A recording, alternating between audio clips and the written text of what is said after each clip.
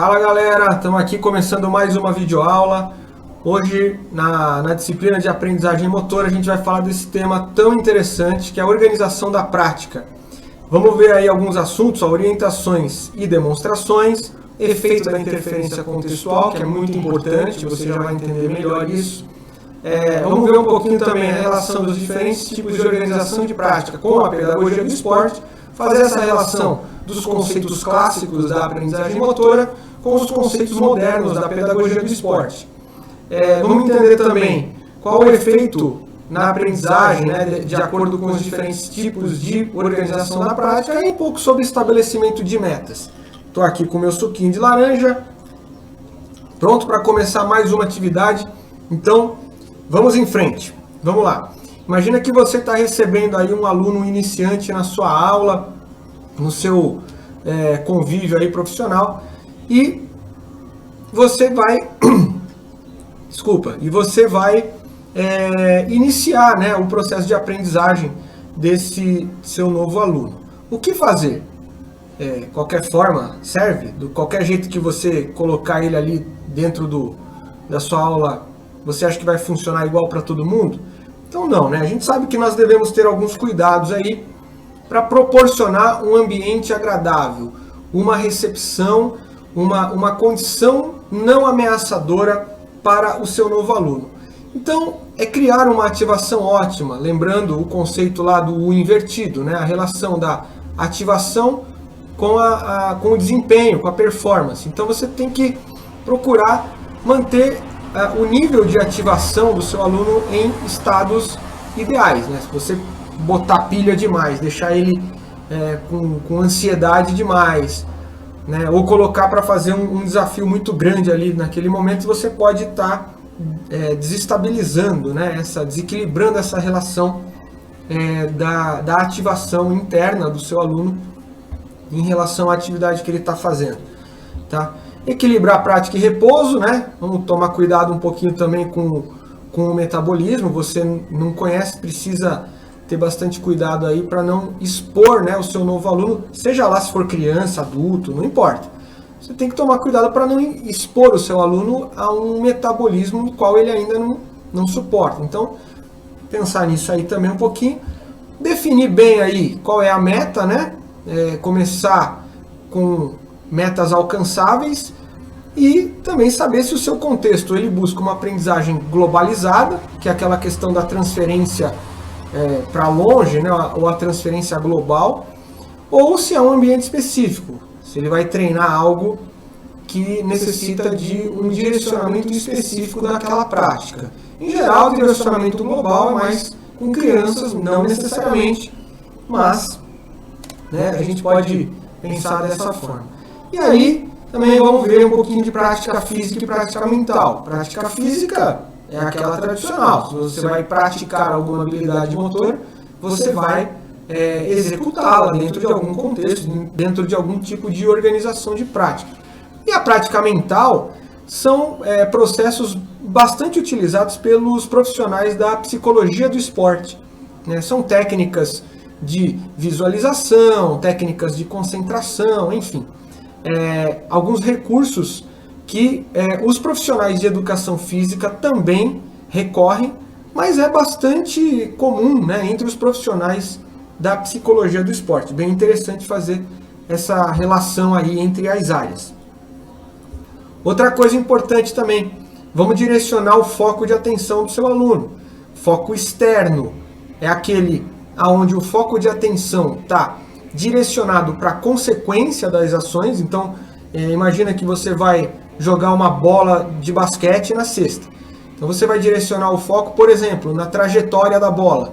Isso é um foco externo. Então, peça para o seu aluno, faça uma trajetória mais alta, faça com que a bola ganhe mais altura, ou faça uma trajetória mais rasante, enfim, você vai direcionar para o resultado da ação em si. E o foco interno é aquele foco de atenção que está direcionado para a percepção do corpo. Então, quando você fala para ele perceber, né, o seu próprio corpo. Por exemplo, presta atenção no seu braço, faça com que ele estenda o cotovelo até o final, o movimento da mão, perceba o movimento das pernas, estenda o joelho, salte, enfim. São condições que você vai direcionar o foco de atenção mais para o lado perceptivo do que para o lado da consequência em si da ação. Aparentemente, quando você direciona o foco externo, né, quando as pessoas são iniciantes, isso parece haver uma certa vantagem ali, pelo menos naquele momento, em relação ao foco interno. Por quê? Para você trabalhar com foco interno, a pessoa tem que ter um nível de percepção corporal um pouco mais aprimorado. E talvez o iniciante não tenha ainda esse nível de percepção tão desenvolvido. Não significa que você não possa trabalhar, não significa que vai ser sempre o foco externo o melhor. É apenas, né, uma percepção aí em relação a alguns artigos, algumas publicações científicas, né? E aí também você vai buscar, como a gente falou um pouquinho do metabolismo, você vai buscar equilibrar a prática, né? Aí os autores eles vão chamar de prática maciça quando o tempo de execução da habilidade é maior do que o tempo de repouso, né? O tempo de descanso. E prática distribuída é quando é o contrário, quando o tempo de repouso é maior do que o tempo em que você fica praticando. Mas a prática distribuída ela é utilizada justamente quando o metabolismo interfere, né? Ele precisa de um tempo de descanso, de uma recuperação maior, aí você deve, né, trabalhar com a prática distribuída. E as instruções? Como que você vai oferecer instruções aos seus alunos?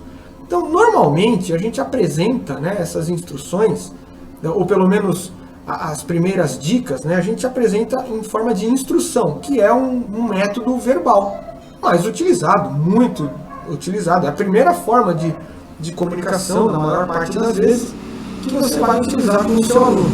Então você apresenta informações gerais de forma verbal. Tá? Essas instruções, quando apresentadas de forma verbal, elas precisam ser muito claras e objetivas. Você não pode ficar enchendo muita a cabeça do seu aluno com informação, senão você vai confundir as ideias dele ali, ele não vai conseguir, né, interpretar. Precisa também utilizar expressões que o aluno entenda. Evite utilizar termos técnicos, termos que estão fora do alcance de compreensão do seu aluno, tá? Porque senão ele também não vai entender. É legal você ensinar os termos técnicos, né?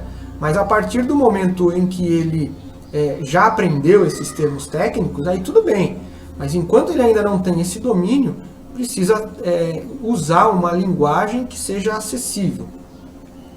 E sempre utilizar pontos-chave, né? Como eu disse, não dê muitas informações ao mesmo tempo.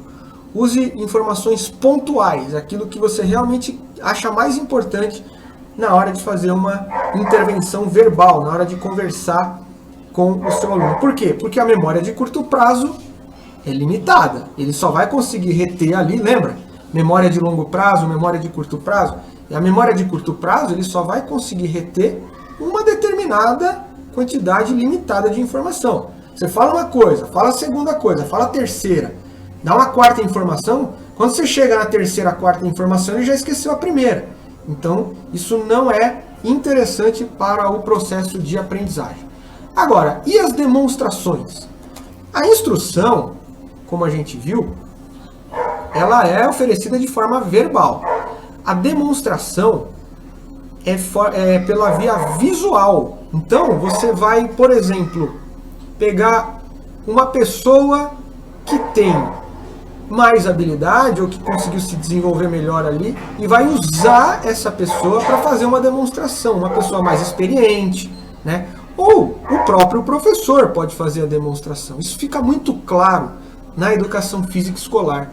Se você explica para a criança, vamos fazer assim, ó, por exemplo, um circuito, que é um exemplo mais fácil, um exemplo mais acessível para a gente.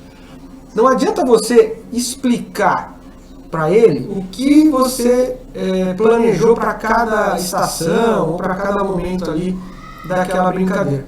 É muito mais fácil você demonstrar e assim as crianças visualizando, elas vão entender de uma forma mais rápida e clara. outra coisa importante também, se você puder, é oferecer vídeos. Isso é muito claro. Então, ó, pensa na nossa cultura. O brasileiro ele tem o futebol como o seu principal esporte, culturalmente falando, né? E o que você vê as crianças reproduzindo na rua, nos campinhos, né? Quer dizer, hoje ainda tem pouco disso, né? Está diminuindo, né? Infelizmente. Mas, enfim, o que você espera ver? Ele imitando aquele jogador que ele assiste na televisão. Então ele quer fazer o passe, ele quer fazer o chute, o gol. Todos nós fizemos isso quando éramos crianças. A gente queria imitar o gol que o nosso jogador preferido marcou, né? Ou uma defesa de um goleiro. E assim você vai para uma prática real, para uma prática física, uma prática contextualizada na sua brincadeira com seu